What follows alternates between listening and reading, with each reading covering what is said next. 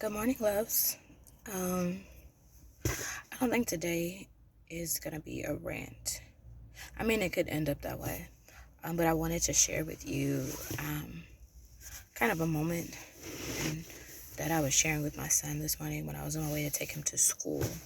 So I grabbed what did I grab this morning? I grabbed a banana nut muffin this morning. Sometimes I'll have like croissants, bagels, fruit, oatmeal, just random stuff that I'll get to the house so that I have the option of grabbing breakfast to go instead of Uber Eats and stopping at fast food restaurants. And so today was banana nut muffin. That's not the first time I've had a banana nut muffin or muffin in general. But as I was like snacking on it on my way to taking him to school today, I was reminded of being in middle school. And so I was telling my son, I said, when mommy was in middle school and your auntie, which is my big sister, was in high school, grandma used to give us money for school. And then I was thinking, I was like, he doesn't know nothing about that because he's in elementary school and they don't have to buy anything, right? Everybody gets lunches and snacks and things of that matter. So I was like, yeah, when you get to middle school, maybe, but probably most likely when you get to high school, depending on how much things have changed by then, you have the option to eat food from the cafeteria, which he doesn't have at his school now. They just have like a delivery type situation. They don't have cafeterias at his school. But I digress. And I said, and so sometimes, you know how when mommy goes to the ATM, she gets $20 bills or bigger bills. Grandma couldn't just send us with big bills because she'd have to split that between myself and your auntie. And I was like, so sometimes we would get lucky and she would stop by the donut store. The donut shop. And she would get these huge banana nut muffins and a coffee if she needed it, or just like an orange juice or something. So that way it could be like her breakfast, but also give her change. And donut shop is the spot. It's inexpensive, it's fresh, it's quick, it's reliable. And back then it was never like a long line ever. And I was like, yeah. So I was like, the banana nut muffins used to be so huge, and I tried to show him, and I said if I was lucky, she would share it with me. She liked, so she would take off the top, and she would take the top because it has the majority of the nuts on it, and I would take the bottom. And so it was so crazy because I was sharing with him. I said, it's so crazy because every time I get a muffin, even if it's not that big, I'm always ready to take the top off to split it with someone. Because sometimes she would have me do it because she was driving. She'd be like, oh, can you just split this in half for us or whatever? And it was just such a sweet moment to remember from childhood. Something precious, something probably so minute. I don't even think my mom realized how special that was for us, or for me in particular. Because even after my sister graduated high school and I was, in the high school realm, and it would just be, me and my baby brother at some point in time, that was just something that was so exciting for me to do. Because instead of just getting up and going to school or walking to school, getting dropped off, being able to take that detour, I kind of equate it to like my kids knowing they're going to get breakfast somewhere special. And so just to be able to reflect on something so innocent, so pure, so seemingly small, and for it to still have like an impact. I kind of went on a tangent with him for a moment, and I was like, yeah, your grandmother, she's such an awesome mom. Like, and I love her so much. And in that same breath, when I was saying that, I caught myself going quiet. And he reads in the backseat on the way to school because sometimes we hit traffic. And so I know for him, he was like, okay, mom's done talking. I'm going to go back to reading. But my mind started to wander after that. So much so that I started to compare myself to the image or the pedestal that I had put my mom on in that moment. I try not to put her on a pedestal because I know she's human. And I don't want to set myself up for being frustrated about stuff that's outside of both of our controls. But in that moment, I started to compare myself and what I do as a mother to all the things that I wish I did that I remember my mother doing.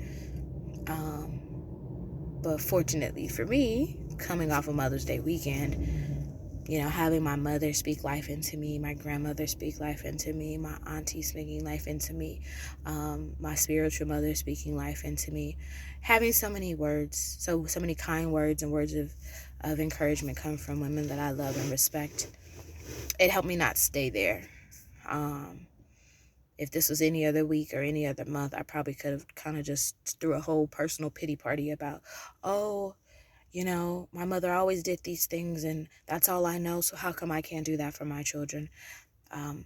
But I recognize in the fact that my mind was going in a direction that I had control to stop.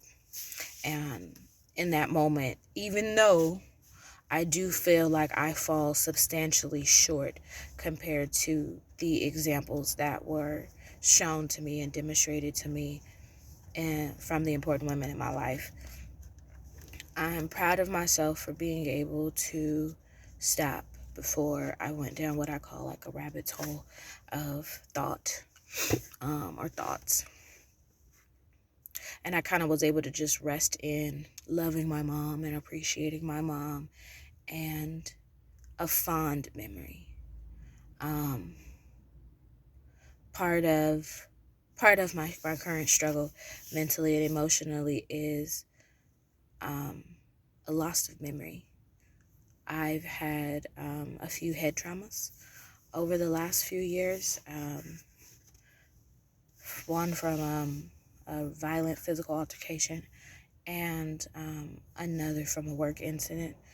And I've had memory issues since. Some of it I'm addressing, of course, in counseling because sometimes trauma can do that, which is why it's important for me to continue to speak about things and be mindful of what I'm internalizing and kind of to allow myself sometimes to go down what I call my little rabbit hole because it allows for me to make connections, and hopefully those connections kind of lead me back to, memories more fond than not.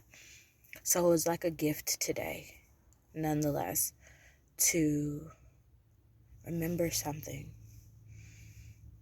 Like from, how old am I?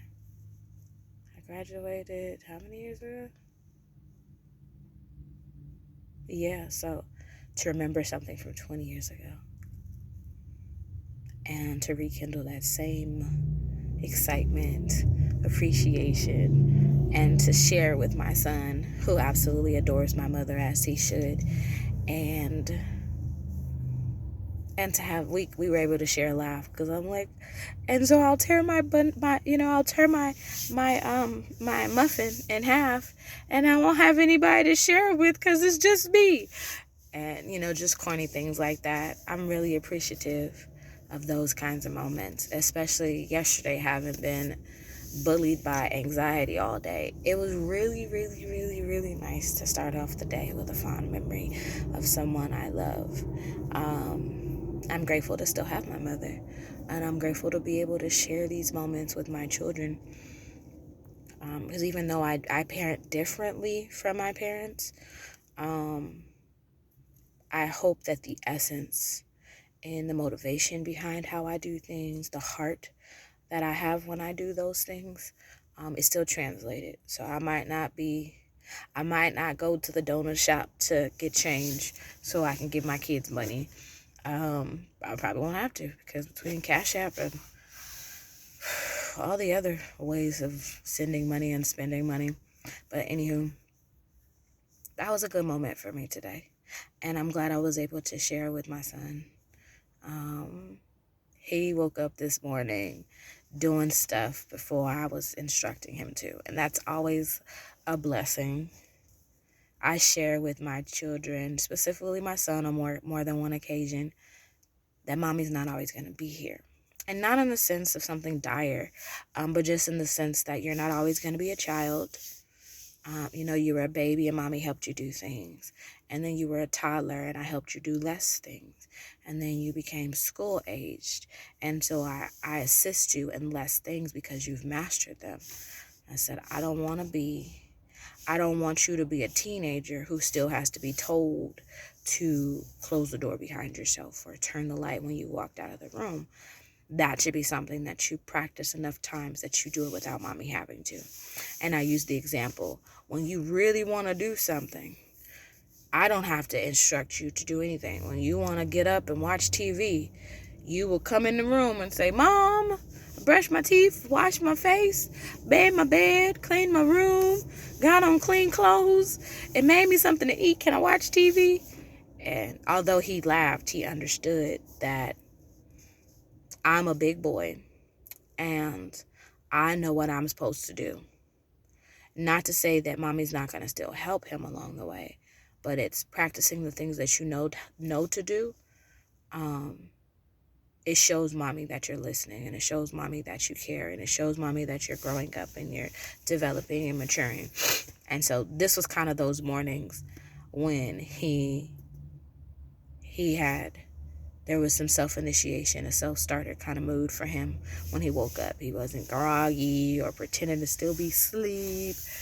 He was really just, I was like, what you doing in there, boy? And he was like, I'm getting dressed. I'm putting on clean clothes. And I was like, check you out. So this morning we had a couple of moments, that waking up and seeing him doing what he was doing as a self-starter, big boy. Yesterday we were cooking and I didn't realize that he started doing the yes ma'am, no ma'am. And I don't enforce that to him. I do try to